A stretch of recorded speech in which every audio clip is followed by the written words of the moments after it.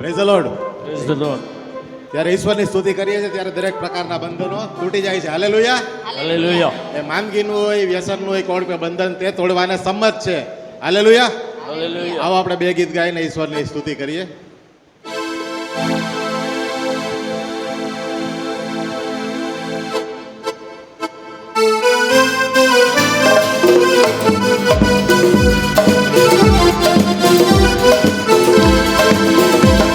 उसकी महिमा करो बंधन टूट जाएंगे मेरा यीशु मौजूद है यहाँ उसकी महिमा करो बंधन टूट जाएंगे मेरा यीशु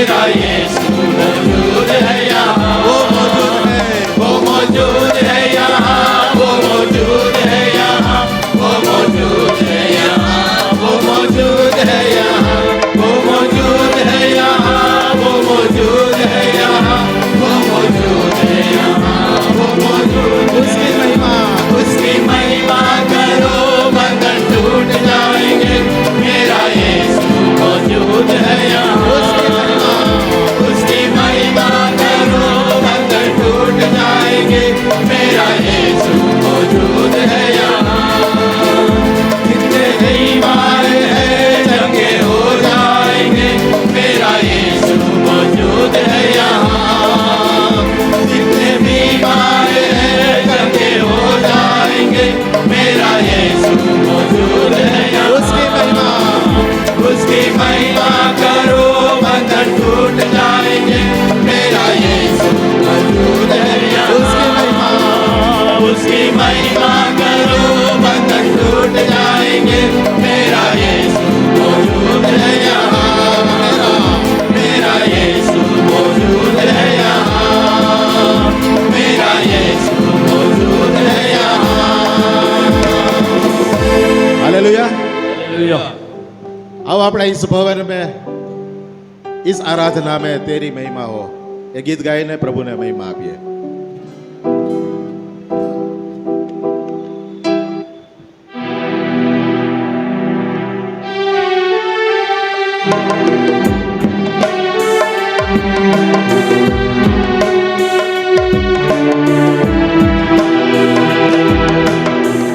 इस भवन में इस आराधना में तेरी ही महिमा हो इस भवन में इस भवन में इस आराधना में तेरी ही महिमा इस भवन में इस आराधना में इस भवन में इस आराधना में तेरी ही महिमा हजी एक बार इस भवन में इस भवन में इस आराधना में तेरी ही महिमा हम लाते स्तुति हम लाते स्तुति और प्रशंसा और आराधना तेरे ही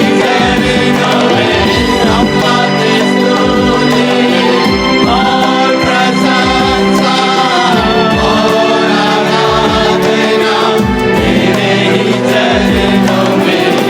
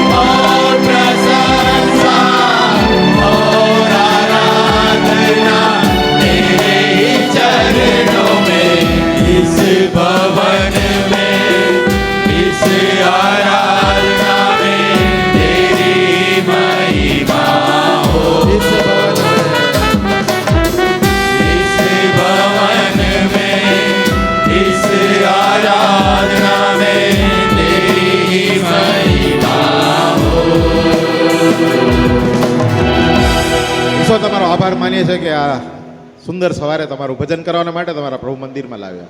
પ્રભુ અમારા આભાર સ્તુતિના અર્પણોની સાથે અમારા જીવનોનું જીવતું પવિત્ર અને તમને પસંદ પડે તેવું અર્પણ તમને કરીએ છીએ, જે માન્ય રાખો. આમેન. આમેન. આપણે બેસીએ.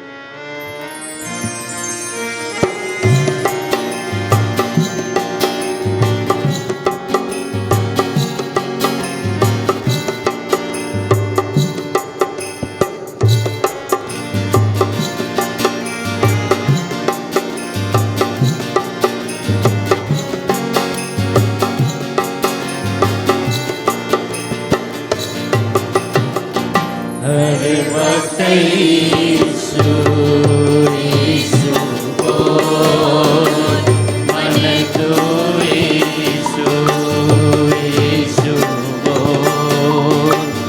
હરે ભક્ત ઈસુ ઈસુ બોલ, મને તું ઈસુ ઈસુ બોલ.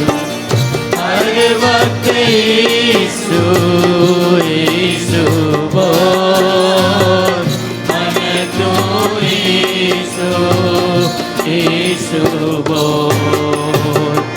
હરે ભક્ત ઈસુ ઈસુ બોલ, મને તું ઈસુ ઈસુ બોલ.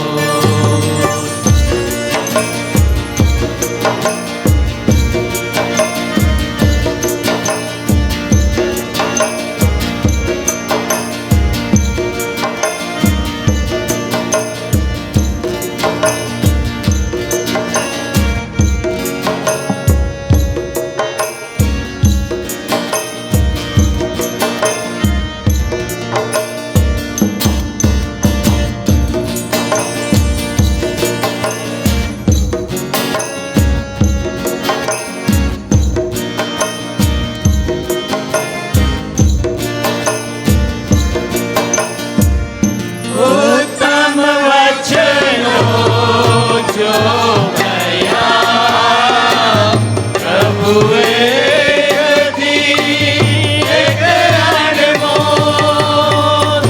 ઉત્તમ વચનો પ્રભુ ગયા, પ્રભુએ કદી એક અણમોલ. ચાલવાની તાકાત તે દેશે, મને જે જીવવા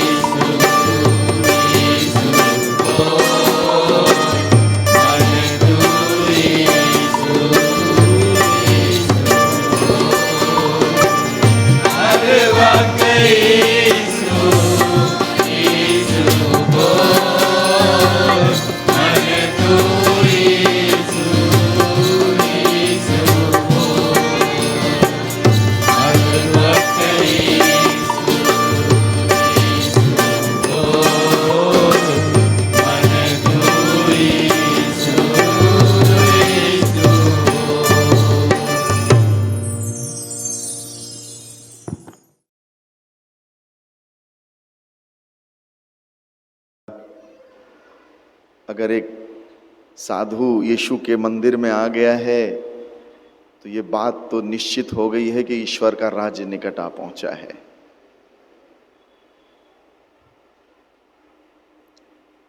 प्रभु यीशु इस संसार में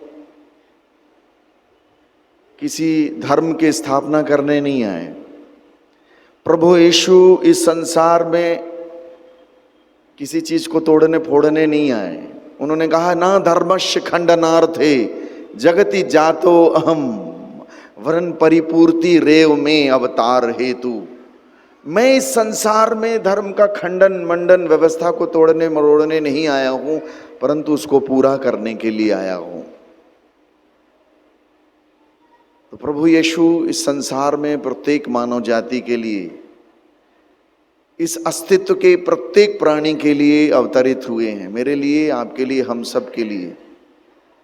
और इसीलिए इस संसार का सबसे बड़ा आवाहन उन्होंने दिया, वो परिश्रांता भाराक्रांतस्य सर्वे मम समीप मायात तेना अहम युष्मान विश्रामिष्यामि। ये सब थके और बहुत से दबे लोगों, मेरे पास आओ और मैं तुम्हें विश्राम दूंगा। ये सारी मानव जाति के लिए आवाहन है, और यह आवाहन केवल परम पिता परमेश्वर का ही हो सकता है। Hallelujah, hallelujah, hallelujah. प्रेम जब अनंत हो गया, दिल दिमाग संत हो गया, तन बदन हो गए देवालय, मन भी महंत हो गया। निराकार जब तुम्हें दिया आकार, स्वयं साकार हो गया। युग युग से मैं बना रहा था मूरत तुम्हारी अलख अलेखी, आज हुई पूरी तो सकल खड़ी अपनी ही देखी। और उससे भी बड़ा अपराध कर गई ये पूजन बेला, तुम्हें चढ़ाने चला फूल तो मेरा ही श्रृंगार हो गया, मेरा ही श्रृंगार हो गया। मनुष्य के किए गए किसी काम से ईश्वर को कोई लाभ नहीं होता, हम उसको कुछ नहीं दे सकते हैं। सारे लाभ, सारे प्रॉफिट्स हमको होते हैं,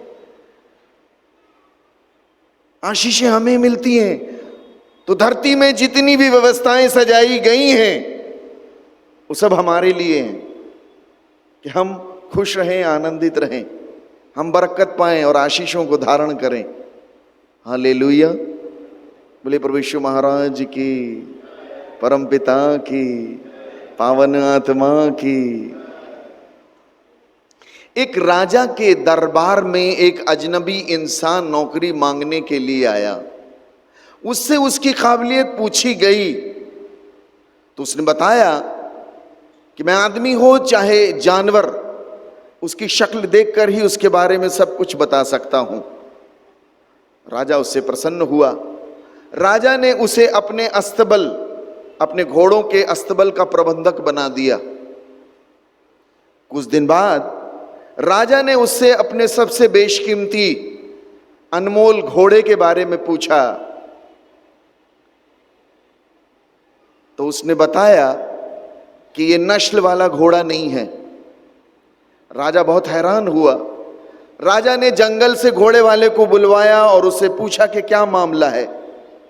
तो घोड़े वाले ने बताया ये बात सच है, इसकी पैदाइश पे इसकी मां मर गई थी, तो ये गाय का दूध पी के बड़ा हुआ है, गाय के साथ पला और पोषा गया है।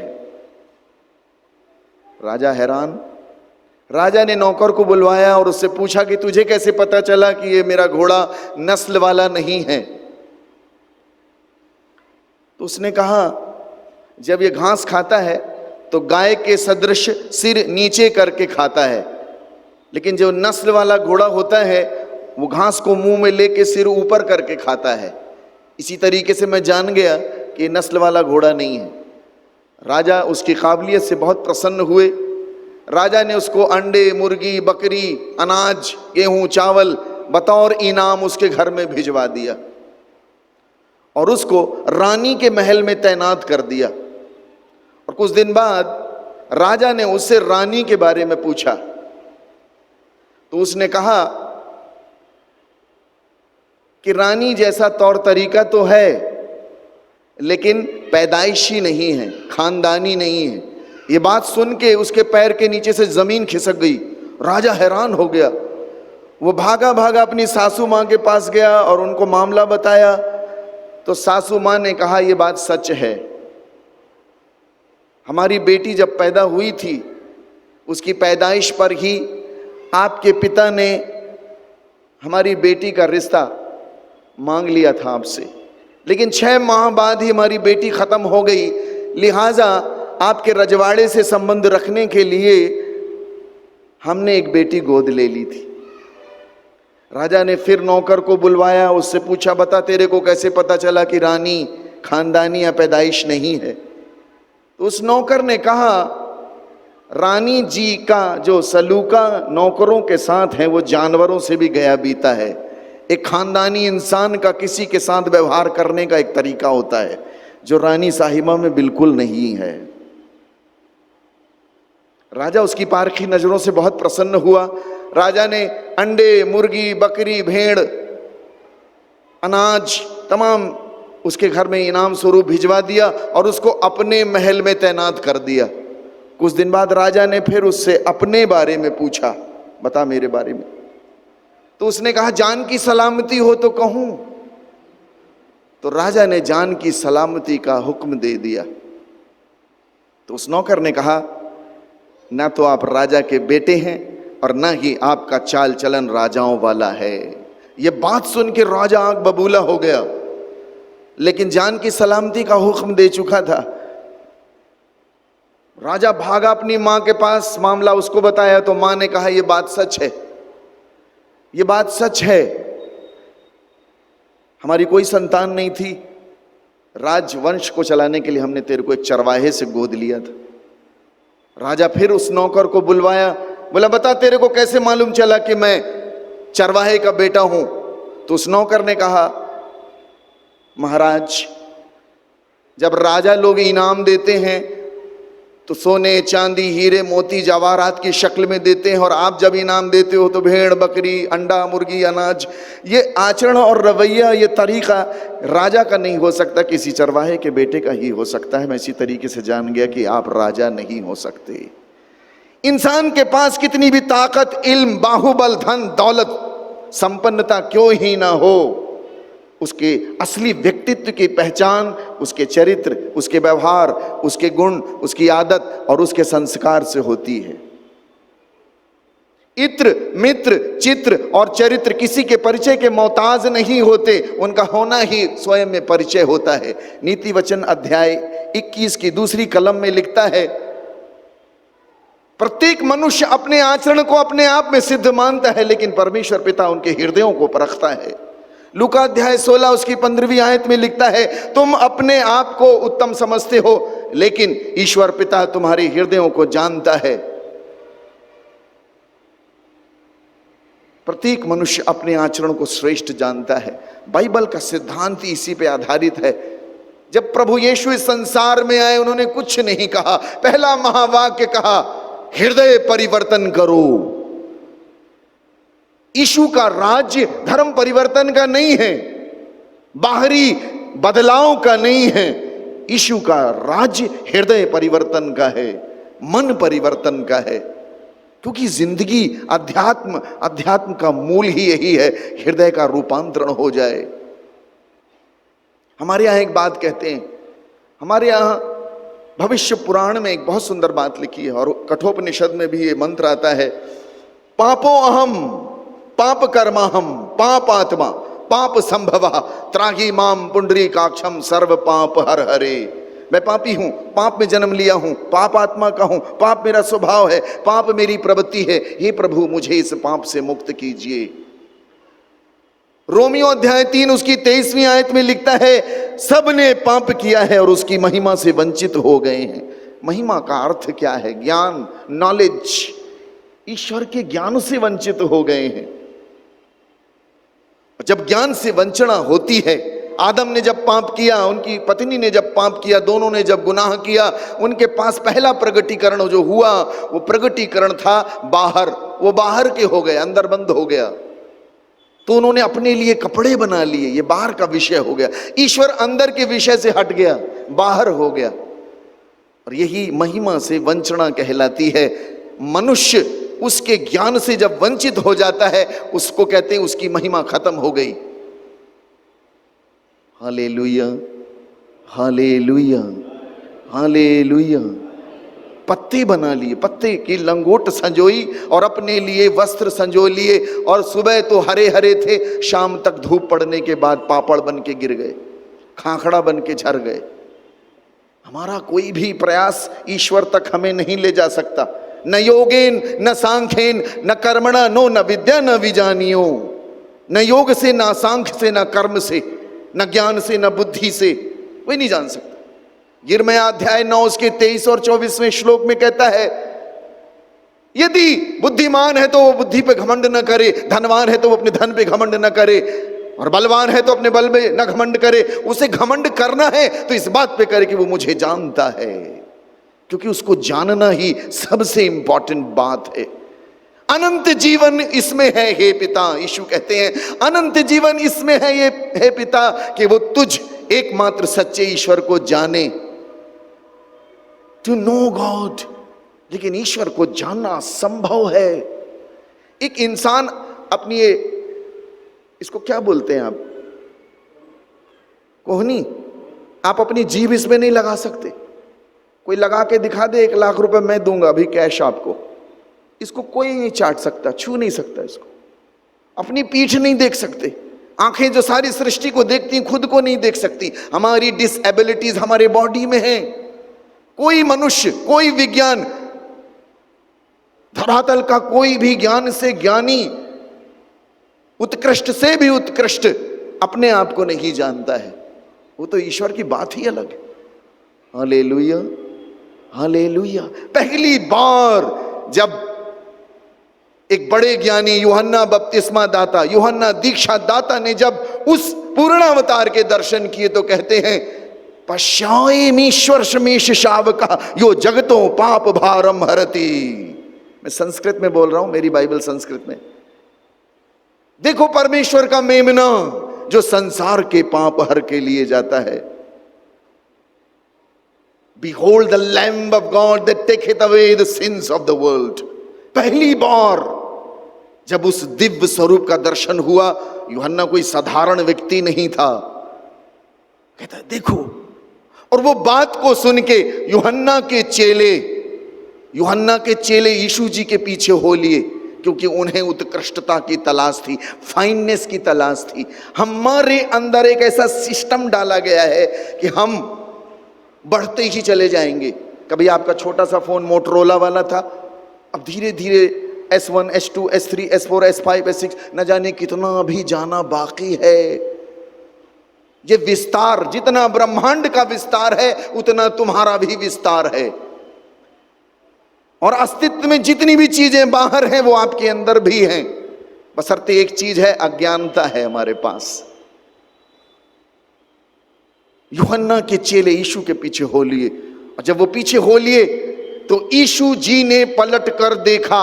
ये बात, कोई भी बात जब बाइबल में आती है वो किसी समाज की नहीं है, एक व्यक्ति की होती है। और यदि वो व्यक्ति की होगी तब समष्टि की होगी, क्योंकि बाइबल का पूरा प्रयास एक व्यक्ति है, और व्यक्ति से समाज है, समाज से राष्ट्र है, राष्ट्र से युग का परिवर्तन होता है।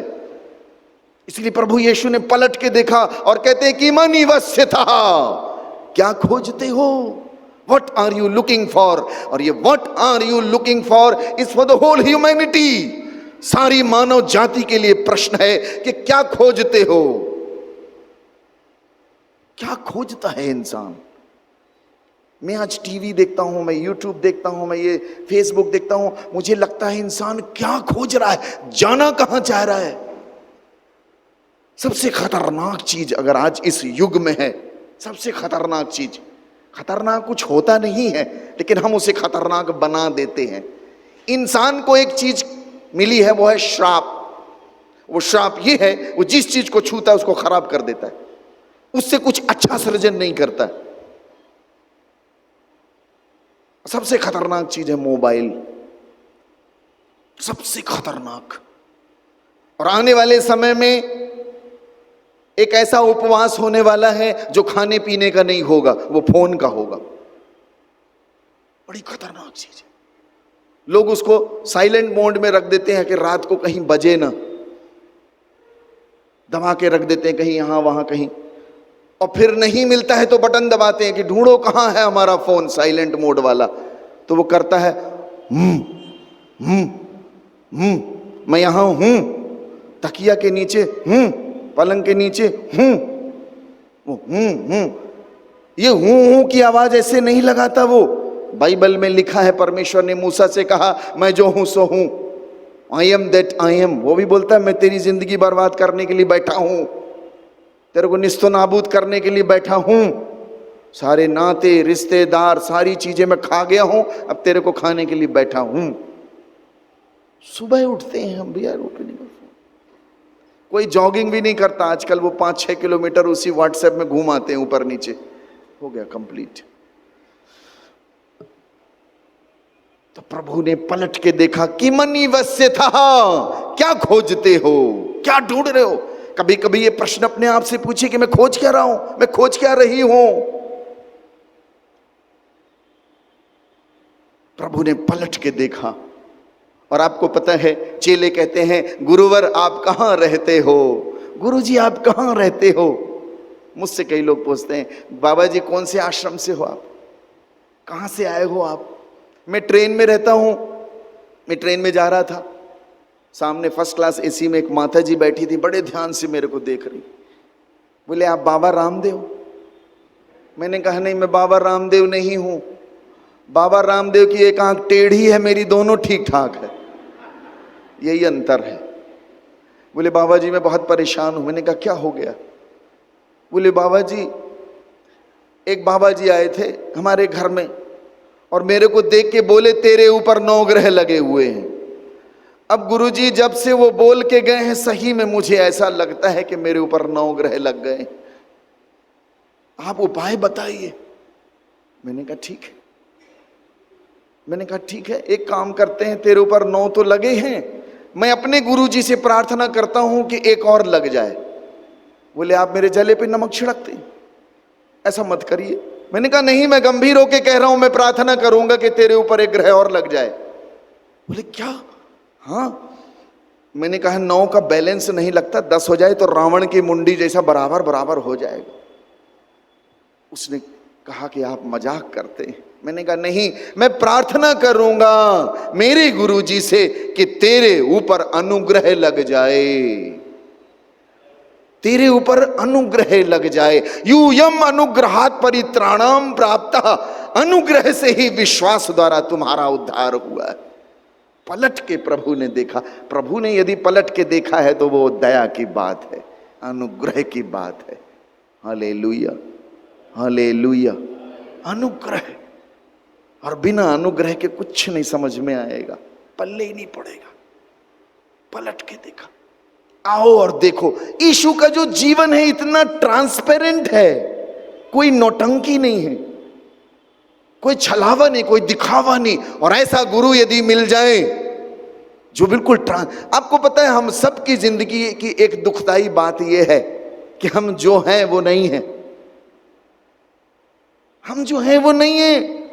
हमारे अंदर ड्यूअलिटी है, सबके अंदर, मेरे अंदर भी। आपको पता है एक बड़ी समस्या है इंसान के साथ, the familiarity spoils the beauty. आप जिस चीज से जितना फेमिलियर होगे आप उससे उतने ही ज्यादा डिसअट्रैक्टिव होने लग जाओ। जितने फेमिलियर होगे, औरतें पति और पत्नी क्यों लड़ते हैं, पति पत्नी इसलिए लड़ते हैं क्योंकि वो एक दूसरे से परिचित हो जाते हैं, फेमिलियर हो जाते हैं। ये हम मनुष्यों की दुखदाई स्थिति है, बुरी स्थिति है। Hallelujah hallelujah hallelujah. आप लोग हालेलुया बड़ा धीरे धीरे बोलते हैं, उधारी टाइप का। राजकोट के लोग हैं, नाम इतना विराट है राजकोट। Hallelujah hallelujah hallelujah.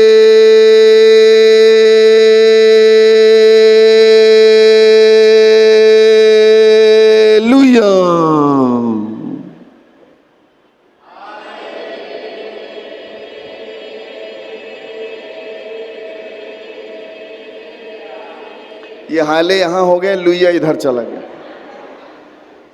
मेरे आश्रम में छोटे छोटे बच्चे हैं, मेरे पास 200 बच्चे हैं, कुछ अडॉप्ट किए हैं। वो बच्चों को मैंने सिखा दिया, बोलो हालेलुया। अब बच्चों को कोई चीज दे दो, आप उसको सुंदर बना देते हैं, बहुत प्यारा बना देते हैं। उनमें यही कलाकारी है। एक बच्चे को छोटे सी चॉकलेट का रैपर दे दो तो उससे वो सीटी बजाएगा, आप नहीं बजाओगे। उनके पास सरलता है, उस सरलता में ईश्वर उनके पास आ जाते हैं। मेरे बच्चों ने हालेलुया हालेलुया हालेलुया, उनको मैंने सिखा दिया तो वो हालेलुया हालेलुया हालेलुया हालेलुया। हमारे प्रार्थना भवन में 200 बच्चे बैठ के हालेलुया चिल्ला रहे थे। और एक महिला जो 6 महीने से माइग्रेन से परेशान थी, बंद ही नहीं होता था, इंजेक्शन से भी, दवाई की प्रयास से भी नहीं, वो हमारे आश्रम में आई।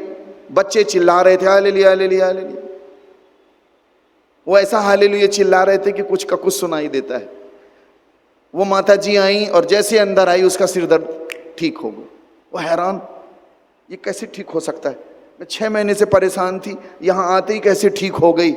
वो एकदम ठीक हो गई। दूसरे दिन फिर आई और बच्चे सारे स्कूल में, पूरा प्रार्थना भवन खाली। वो घुटने टेक के दोनों हाथ ऊंचे करके बोलती है ले लिया ले लिया ले लिया ले लिया। मेरे आश्रम के मैनेजर को मैं बुलाया, मैंने कहा कौन क्या ले लिया, कौन चिल्ला रहा है? बोले गुरुजी पता नहीं, आधे घंटे से लल्लन सेठ की पत्नी चिल्ला चिल्ला के बोल रही है ले लिया ले लिया ले लिया। मैं भी हैरान हूं, क्या ले लिया, आप ही देखिए। मैं गया और मेरे को देख के वो शांत हो गई। मैंने कहा क्यों चिल्ला रही, क्या हो गया, कौन क्या ले लिया? बोले गुरुजी आप ही के बच्चे तो कल चिल्ला रहे थे ले लिया ले लिया। मैंने कहा वो ले लिया नहीं है, हालेलुया है। और मैं उसको सिखाया तो वो हालेलुया बोलने लग गई। फिर मैं अपने कक्ष में आने लग गया तो प्रभु ने मुझसे बात की। प्रभु ने मेरे से कहा तू क्या सिखा रहा था उसको, क्या उसको बता रहा था? क्या मैंने तेरा पाप क्रूस पर नहीं ले लिया? क्या मैंने तेरा दर्द, तेरी वेदना, तेरे श्राप क्रूस पे नहीं ले लिए? मैं समझ गया, ये ले लिया।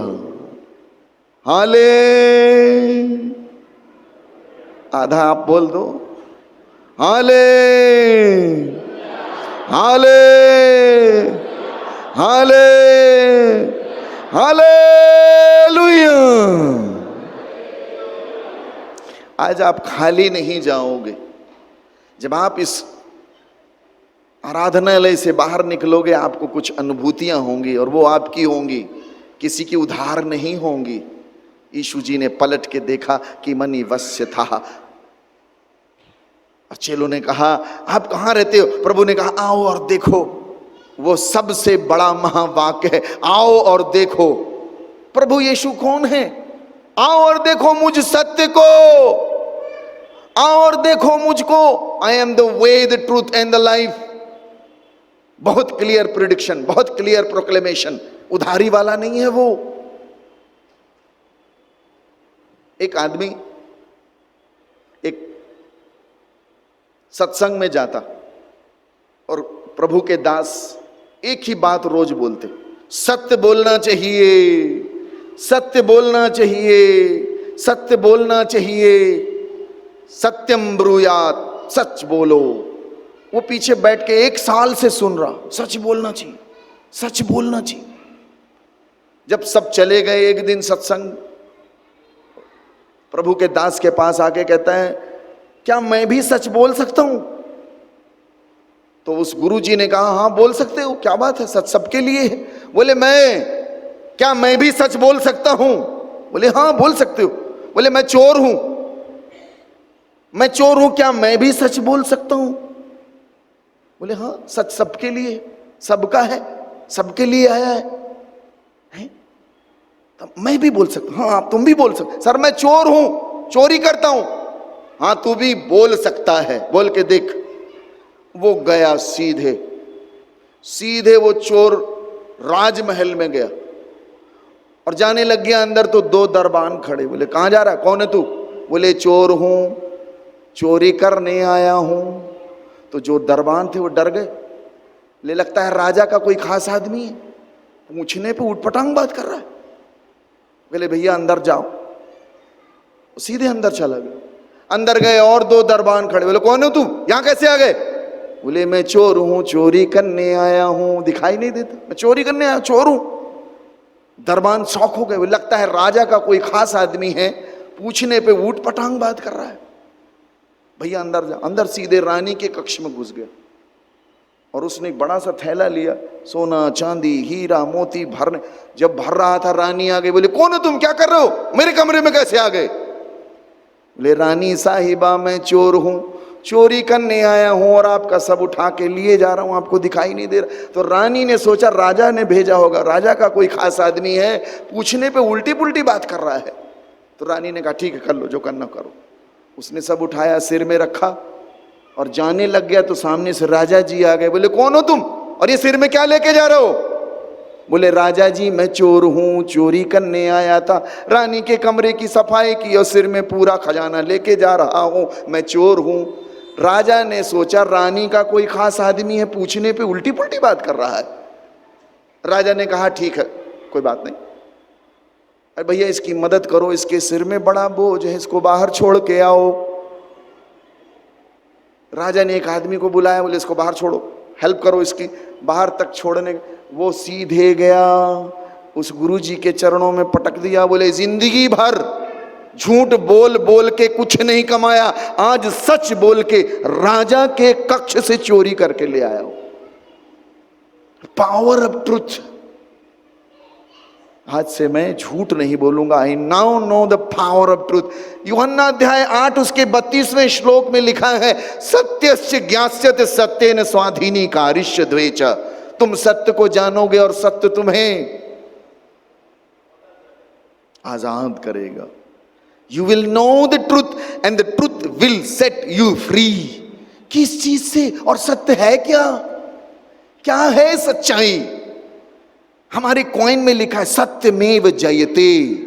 और सबसे ज्यादा झूठ भारत में ही बोलते हैं लोग, क्योंकि यहां लिखना पड़ा है और जहां लिखना पड़ा है वहां वो है नहीं तो लिखने की जरूरत नहीं पड़ती। सत्यमेव जयते। सत्य वो है जो कभी बदलता नहीं है, सत्य वो है जिसमें कभी कोई परिवर्तन नहीं आता, और झूठ वो है जो रोज बदलता है। तुम झूठ हो, मैं झूठ हूं, हम रोज बदल रहे हैं, कंस्टेंटली बदलते जा रहे हैं, और ये बदलाव अंत होता है मौत पे, खत्म हो जाएगा। हम नहीं जान पाएंगे सत्य को, इसलिए प्रभु को पलट के देखना पड़ा। अनुग्रह के बिना उसको नहीं जान सकते। Hallelujah, hallelujah. You can not know him unless वहां से नाजिल ना हो जाए। अपना दाहिना हाथ ऊंचा करें। कौन कौन नींद आ रही है? ये सब हाथ देखिए, ये सब, इनको सबको नींद आ रही है। दाहिना हाथ ऊंचा करेंगे।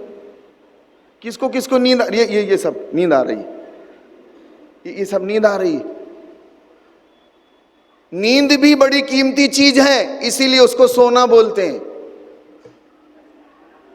नींद भी बड़ी कीमती चीज है, इसीलिए उसको सोना कहते हैं। हेलो।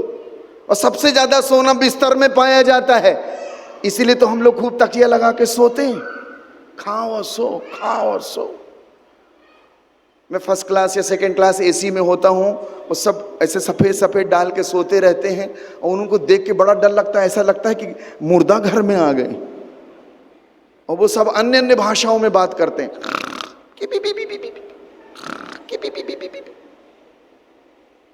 सब अन्य अन्य भाषा। अब वही सब घूमता रहता है माल असबाब। मैं कई बार दरवाजा खोल के बोलता हूँ निकल यहां से। हालेलुया। अब दाहिना हाथ ऊंचा करें, गंभीरता से कर लीजिए। मैं नहीं बोलूंगा कि आप सो रहे हो, वो आपका विषय है। सोना जगना आप जानोगे, क्योंकि कई बार बॉडी तो उपस्थित है, absence mind, present body absence mind. और ये मायने रखता है कि मैं एक जगह सत्संग में प्रवचन कर रहा था रायपुर में। 3 दिवसीय कार्यक्रम था, करीब 15-20 हजार लोग थे। ऊपर बड़ा पुलपिट बनाया था उन्होंने, और मेरा प्रवचन था हृदय परिवर्तन, पश्चाताप और हृदय परिवर्तन। जैसे मैंने प्रवचन किया और भजन गाया, मेरी दाढ़ी बड़ी थी, मैंने छोटी कर ली, अपनी खेती फिर बड़ी हो जाएगी।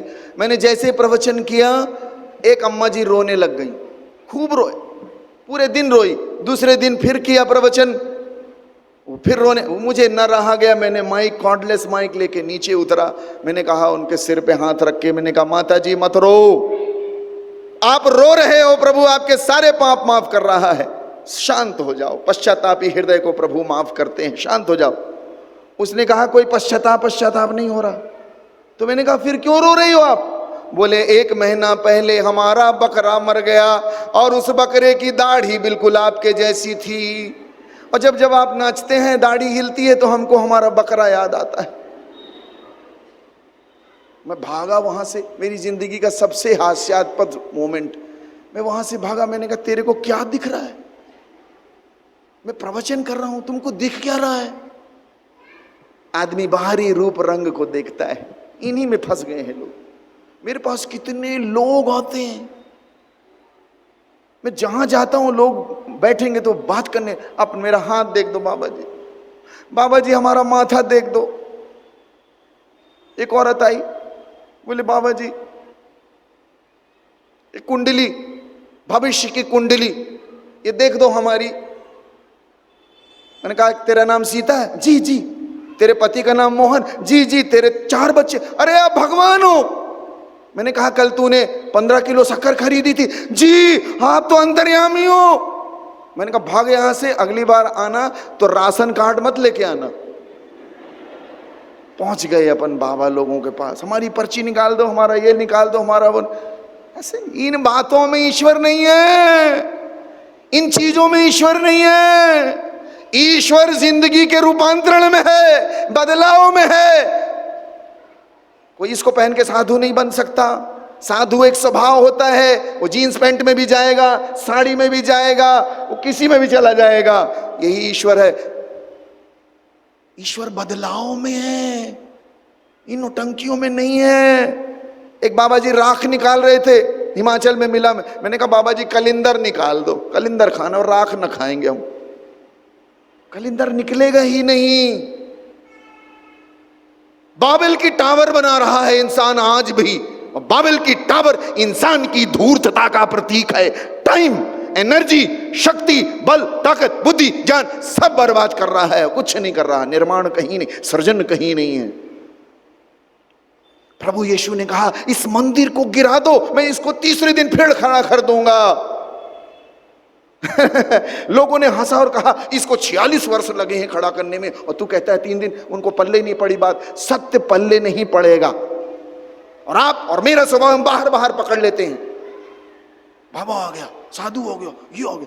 इससे बाहर जब तक नहीं देखने की शक्ति आएगी, तब तक ईश्वर नाम की चीज आप पे नाजिल नहीं होगी। ये बिल्कुल क्लियर है। दाहिना हाथ ऊंचा करेंगे।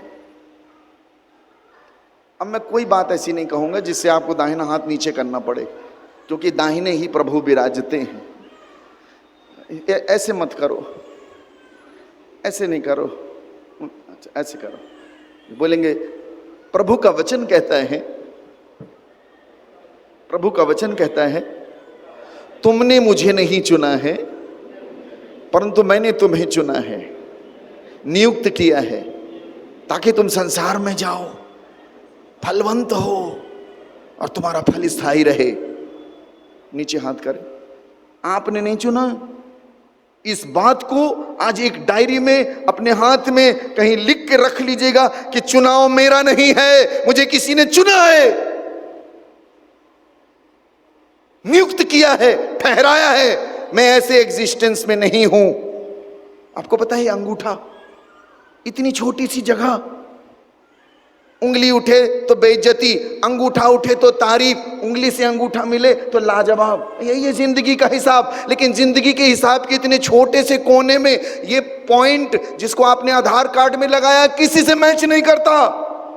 7 अरब लोग इस ब्रह्मांड में हैं। 7 अरब ब्रह्मांड के इस अस्तित्व में अभी हैं। न जाने कितने अरब मर गए, न जाने कितने आने को हैं, लेकिन किसी का प्रिंट किसी से मैच नहीं करता और नहीं करेगा। ये कलाकारी किस इंसान की हो सकती है? कौन है? अद्भुत, अद्भुत। Hallelujah, hallelujah.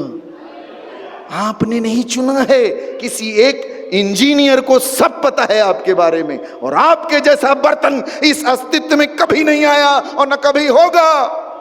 आप यूनिक हो, अद्भुत हो, अनूठे हो, अनुपम हो। आपके जैसा कोई जीव संसार में नहीं हो सकता। You are unique.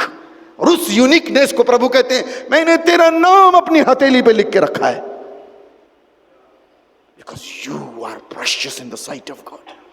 कीमती हो आप, मजाक नहीं हो आप, गंभीर विषय है, आप एक सीरियस विषय हो। I am precious in the sight of God. और उस बात को बड़े विराट रूप में उसने कहा यूहन्ना अध्याय 3:16 में, यतो ईश्वरो जगति तम प्रेम चकार यन्नीज मेक जातम पुत्रम ददो तस्मिन् विश्वासी सकल मनुष्य न विनश्य अनंतम जीवनम लप्स्यते। क्योंकि परमेश्वर ने संसार से, हेलो, हाँ क्या बात है, ऐसी मोहब्बत। हम लोग मोहब्बत मोहब्बत मोहब्बत, हमारे कॉलेज टाइम, मैंने दिल्ली यूनिवर्सिटी से पढ़ाई की है, डीयू से मैंने ग्रेजुएशन किया है, रामजस कॉलेज से। जब मैं कॉलेज में पढ़ रहा था तो लव, वैलेंटाइंस डे, प्यार प्यार, लव लव हमारे लिए सबसे प्रायोरिटी। लेकिन जब मैंने प्रेम की परिभाषा यीशु जी के ग्रंथ के परिप्रेक्ष्य से, उस दृष्टि से देखी, मेरे रोम रोम में भूचाल मच गया। मतलब प्रेम का अर्थ, प्रेम बड़ा कठिन है, दुर्लभ है। You can not fathom that love.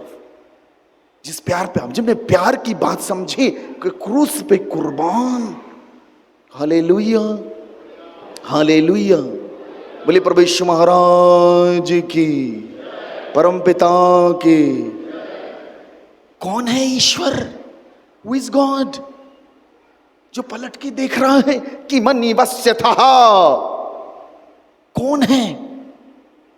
मेरी दृष्टि में यीशु मसीह चमत्कार करने वाला ईश्वर नहीं है, क्योंकि मेरे ग्रंथ में, मेरे ब्राह्मण समाज में, जिस परिपंथ से मैं आता हूं, जिस संप्रदाय से मैं आता हूं, वहां चमत्कारों के ढेर लगे हैं। पहाड़ उठा के रख दिया, बारिश हो रही, पहाड़ चुंगली से उठा दिया, ऐसे चमत्कार बाइबल में नहीं है। मैंने खूब चमत्कारों के आख्यान देखे हैं, और मेरा हृदय कुछ चीज को खोज रहा था, उसको खोज रहा था जिसके लिए जीसस ने कहा है कि मनी वस्यता। क्या खोजते हो? बहुत लोग आए जीसस के पास चमत्कार देखने, रोटी खाने, उसकी पांव खींचने। बड़े कम आए जिन्होंने उसके वस्त्र का सिरा छुआ और उसने कहा, किसी ने मुझे छुआ है, मेरे हृदय के तारों को छुआ है, मुझसे शक्तियां बह निकली हैं, रूपांतरण की, चंगाइयों की, जिंदगी की। Who touches the heart of God? कौन छूता है प्रभु के हृदय को? हमारे यहां कहते हैं, मन मिले तो मित्र बनाओ, चित्त मिले तो चेला, और गुण मिले तो गुरु बनाओ, वरना रहो अकेला। अकेला होना भी। उत्पत्ति अध्याय 32 के 24वें श्लोक में एक सुंदर बात लिखी है। याकूब अकेला रह गया, और जब अकेला रह गया, अपनी 2 पत्नी, 2 सेविकाएं, 11 बच्चों को यबोस नदी के उस पार भेज दिया, अकेला रह गया। वहां पर प्रभु ने उसके साथ युद्ध किया और एक नया नाम दे दिया, नया नाम इज़राइल। जब तुम अकेले होते हो, उन संघर्षों में, उन दिक्कतों में, उन्हीं बातों में ईश्वर प्रकट होगा, क्योंकि ईश्वर भीड़ वाला ईश्वर नहीं है। जिन को मिला है, एकांत में मिला है, अकेले में मिला है। इसलिए अकेले में बैठने के लिए बार बार मेरे पास आइए। प्रभु कहता है, कम बी विथ मी। हालेलुया, बोले प्रभु यीशु महाराज की, परम पिता की। दूसरी बात यीशु जी कहते हैं, और बड़ी इंपॉर्टेंट बात, मैं अक्सर 3 बातें बोलता हूं लोगों को। 3 जगहों में जरूर जाइए। जेल, क्राइम करके मत जाना, घूमने जाना। उन कैदियों को देख के तुमको तुम्हारी स्वतंत्रता का बोध होगा कि तुम कितने स्वतंत्र हो। मैं दूसरी जगह बोलता हूं, हॉस्पिटल जरूर जाइए। वहां परेशान, दुखी, पीड़ित, बोतल लगी हुई है, ब्लड के लिए दौड़ रहे हैं, और वो जिंदगी की सांसों के लिए जद्दोजहद जब आप देखोगे तो आपको आपकी स्वस्थता का बोध होता है। You realize how much healthy you are. और तीसरी जगह जरूर जाएं, और तीसरी जगह है शमशान घाट। शमशान घाट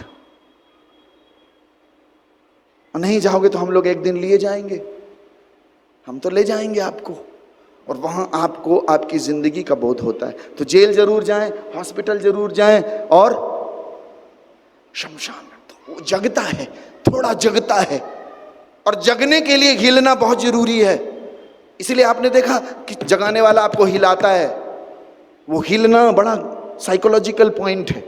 हालेलुया, हालेलुया। तो दूसरी बात प्रभु का वचन कहता है, जब तक पिता ना भेजे, दाहिना हाथ ऊंचा करेंगे, जब तक पिता ना भेजे कोई मेरे पास नहीं आता। Unless father draws no one can come unto me. एक शक्ति, एक बड़ा मैदान, मेला लगा हुआ, भरा मेला, बीच में कुआं, एक बच्चा 5 साल का गिर गया, डूब रहा है, कोई बचाने को तैयार नहीं। सब देख रहे हैं, पूरा मीडिया देख रहा है। आजकल मीडिया आज तक जी टीवी, ए टीवी, बी टीवी, थू टीवी, इसके अलावा कुछ नहीं है। वो झूठ, केवल दिखावा, कोई सॉल्यूशन नहीं। सांत्वना नहीं चाहिए हमें, हमें समाधान चाहिए, और समाधान का दूसरा नाम है ईश्वर। हमें सांत्वना नहीं चाहिए आपकी, हमें समाधान चाहिए। पूरा मीडिया पहुंच गया, बच्ची डूब रही, बच्ची डूब रही, बच्ची डूब रही, कोई जा नहीं रहा बचाने के लिए। इसका मतलब है समाधान। आज आप लोग उठा के, ये समाधान है। मुझ पापी का तो समाधान है, क्योंकि मुझे मिला है। कोई जाने को तैयार नहीं, कोई कूदने को तैयार नहीं। एक 85 साल का बूढ़ा कूद पड़ा पानी में। कूदने के बाद लोगों ने रस्सी डाली, हजारों की भीड़, लोगों ने खींचा दोनों को, उस बूढ़े ने उस बच्चे को पकड़ लिया, बाहर निकाले। बाहर निकालने के बाद मीडिया पूछता है, आप कौन हो, कहां रहते हो, क्या नाम है आपका? बड़े बड़े पहलवान, बड़े बड़े जवान, कोई हिम्मत न किया कूदने की, आप कूद गए, कौन हो, क्या नाम है आपका? उस बूढ़े ने कहा, हल्ला नहीं करो, पहले ये बताओ मेरे को धक्का कौन लगाया था? किसने मेरे को धक्का लगाया? वो पूछत मी। पर ये धक्का अच्छा है जो तुमको लगाया, तुम यहां आए हो। प्रभु का वचन कहता है, जब तक पिता धक्का ना मारे कोई मेरे पास नहीं आता। उसका मतलब है भेजे, push, PUSH, pray until something happens, pushed you। जो भी बात हो सकती है, कोई भी कैसा भी धक्का हो सकता है। मूसा ने जलती हुई झाड़ी देखी पर जल नहीं रही, अट्रैक्शन हो गया, point of bringing, hijacking. Hallelujah, hallelujah, hallelujah. मेरी जिंदगी में मुझे मिला, मैं खोज रहा था। अपने पिताजी से पूछा, पिताजी गुरु कहाँ है? मेरे ही पंथ में गुरु का आख्यान है, अखंड मंडलाकारम व्यापितम येनम चराचरम तत्पदम दर्शितम येनम तस्मै श्री गुरुवे नमः।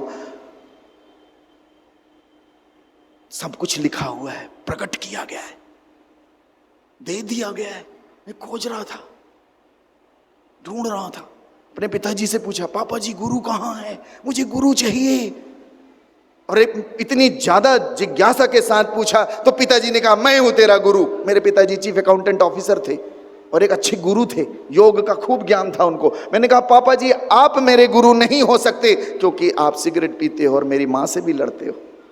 गुरु ऐसा, गुरुर् ब्रह्म गुरुर् विष्णु गुरुर्देवो महेश्वराय गुरुर् साक्षात परा ब्रह्म तस्मै श्री गुरुवे नमः। गुरु तो सृजनहार है, सस्टेनर है, destroyer of the weeds of ignorance, अज्ञानता के बीजों का नाश करने वाला। मैंने कहा, वो गुरु कहां है?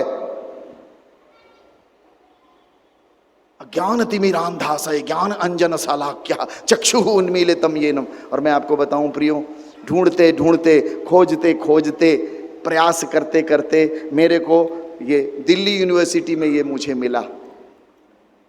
दिल्ली यूनिवर्सिटी में मैं पढ़ाई कर रहा था, किसी ने मुझे ये पुस्तक दे दी, और जब मैंने इसको खोल के पढ़ा, मैंने कहा यही तो मैं खोज रहा था। Hallelujah, hallelujah.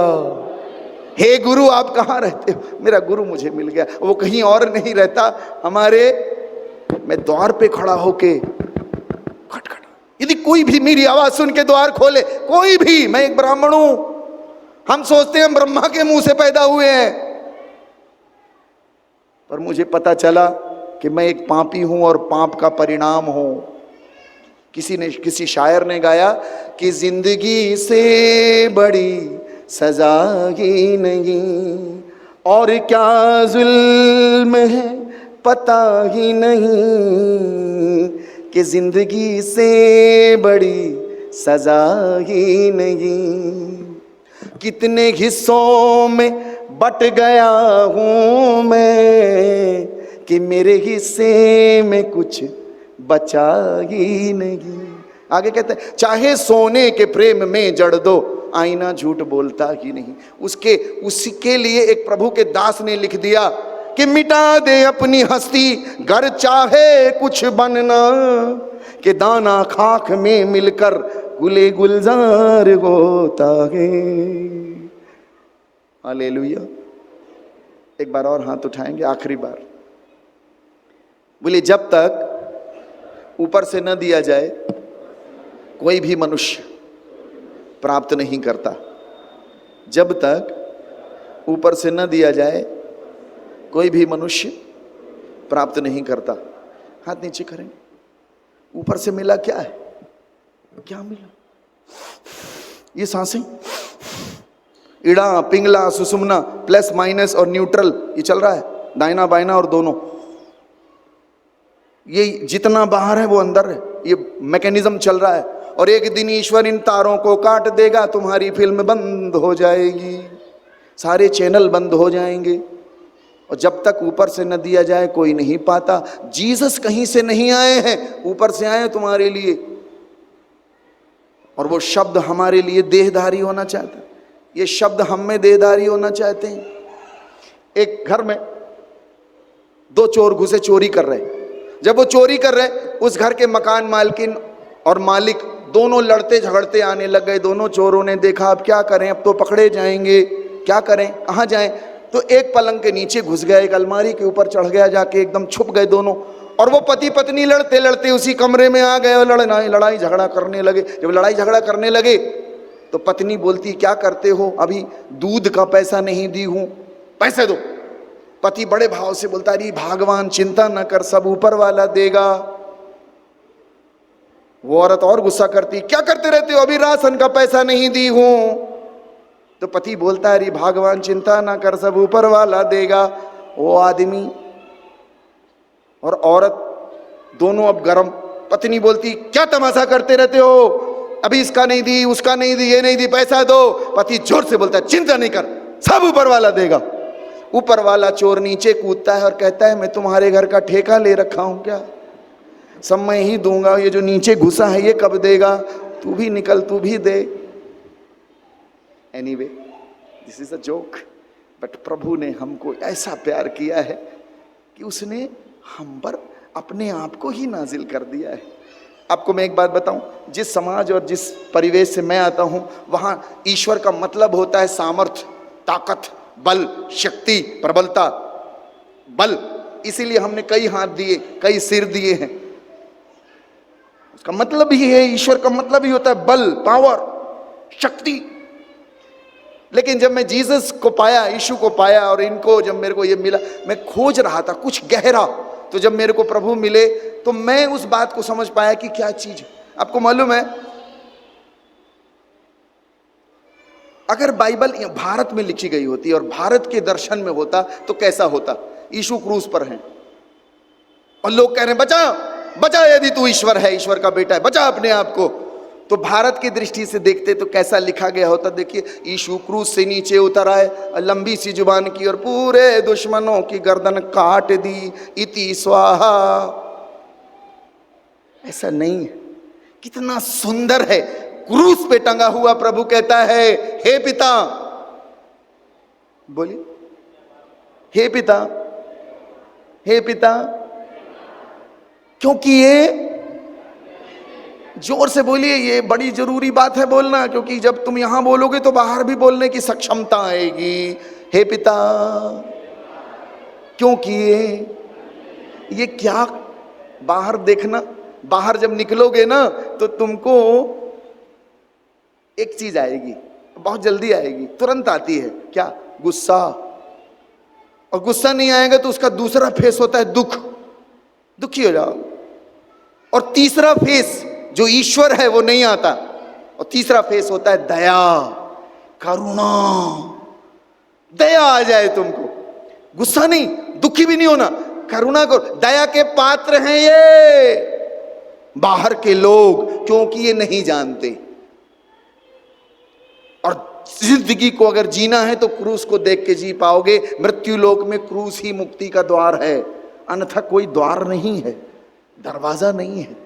हालेलुया। बोले प्रभु यीशु महाराज की, परम पिता की, पावन आत्मा की जय जय जय। आइए हम लोग सब खड़े हो जाएं एक पल के लिए। मैं आखिरी भजन के साथ एक छोटी सी प्रार्थना करूंगा। मेरे साथ इस भजन को गाएंगे और आशीषित होंगे।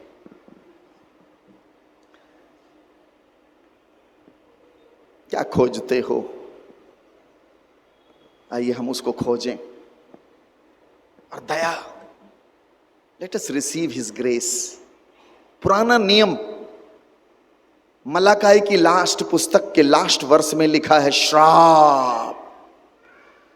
नया नियम प्रकाशित वाक्य आखिरी पंक्ति लिखी है अनुग्रह, ग्रेस, करुणा, दया। आइए हम इस भजन को गाएंगे मेरे साथ। मुझ पर दया करे प्रभु मेरे, तो करुणा का सागर गए। गाएंगे। मुझ पर दया करे प्रभु मेरे, तो करुणा का सागर गए, तो करुणा का सागर गए। तो पापी को मैं प्रभु मुक्ति दे दे, पापी को मैं प्रभु मुक्ति दे दे, पापों को धो कर शुद्ध कर दे, पापों को धो कर शुद्ध कर दे। पापी जीवन से उबारो हे मेरे प्रभु, पापी जीवन से उबारो हे मेरे प्रभु। मुझ पर दया करे प्रभु मेरे, तो करुणा का सागर गए, तो करुणा का सागर गए। तो मुझ पर दया करे प्रभु मेरे, तो करुणा का सागर गए, तो करुणा का सागर गए। तो रोगी हूँ मैं प्रभु, दुर्बल हूँ मैं, रोगी हूँ मैं प्रभु, दुर्बल हूँ मैं, तेरी दया का याचक हूँ मैं, तेरी दया का याचक हूँ मैं। पावन हाथ बढ़ा दे ये मेरे प्रभु, पावन हाथ बढ़ा दे ये मेरे प्रभु। मुझ पर दया करे प्रभु मेरे, तो करुणा का सागर गए, तो करुणा का सागर गए। तो ताली बजा के एक साथ। अंधा हूँ मैं प्रभु आंखें मुझे दे, अंधा हूँ मैं प्रभु आंखें मुझे दे, दृष्टि मेरी महिमा देखे, दृष्टि मेरी तेरी महिमा देखे। अंतरी ज्योति जला दे ये मेरे प्रभु, अंतरी ज्योति जला दे ये मेरे प्रभु। मुझ पर दया कर प्रभु मेरे, तो करुणा का सागर गए, तो करुणा का सागर गए, तो करुणा का सागर गए, तो करुणा का सागर। अपना दाहिना हाथ पीछे ले जाएंगे और एक पैर आगे एक पैर पीछे कर लेंगे। दाहिना हाथ एक पैर आगे एक पीछे कर लेंगे, थोड़ा सा हाथ पीछे नहीं, पहले पैर पीछे करेंगे एक दाहिना, और अब हाथ को पीछे कर लेंगे जोर से, और मुट्ठी बांध लेंगे जोर से, और यहां फेंकेंगे। अभी रुक जाइए। वो चीज जो आपको दुर्बल बनाती है, वो चीज जो आपको कमजोर करती है, जोर से जोर से। आपको पता है सबसे खतरनाक चीज है डर, भय। इसीलिए बार बार प्रभु ने 87 बार 87 टाइम्स प्रभु के ग्रंथ में लिखा है, मत डर मैं तेरे साथ हूं।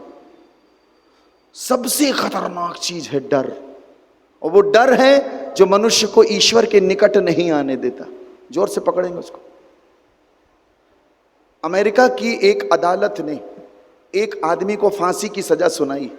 जब उसको फांसी की सजा सुनाई तो वैज्ञानिकों ने निर्णय लिया इसको तो मरना ही है, तो परमिशन ले ली कि इस पर हम एक्सपेरिमेंट करेंगे। और उस आदमी को बैठा के उन्होंने कहा कि हम तेरे को कोबरा से कटवाएंगे, कोबरा सांप से, सर्प से।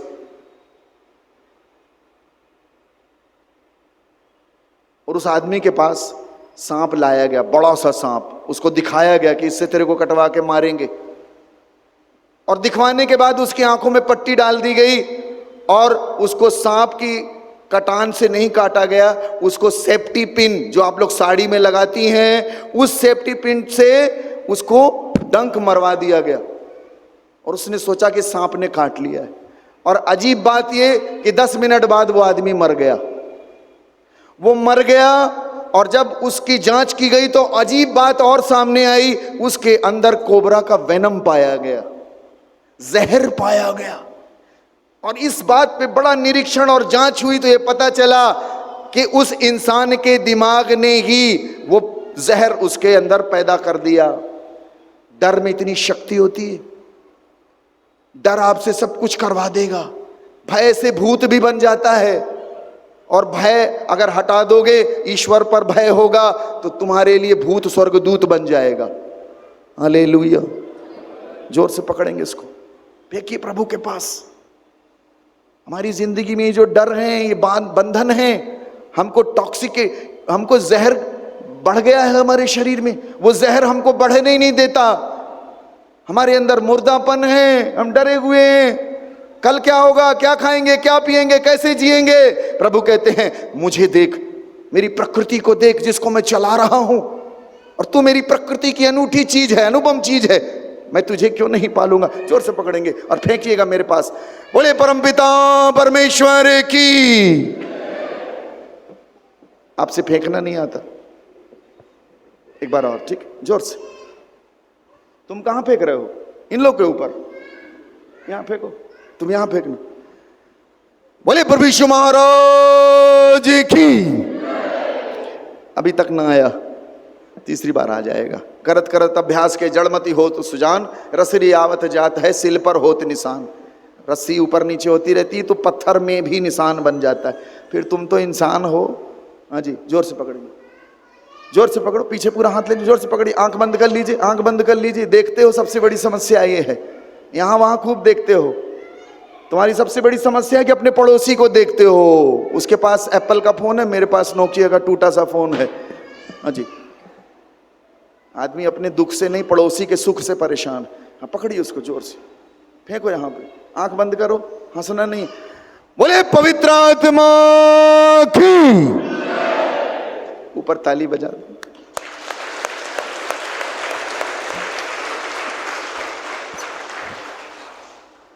Please be seated.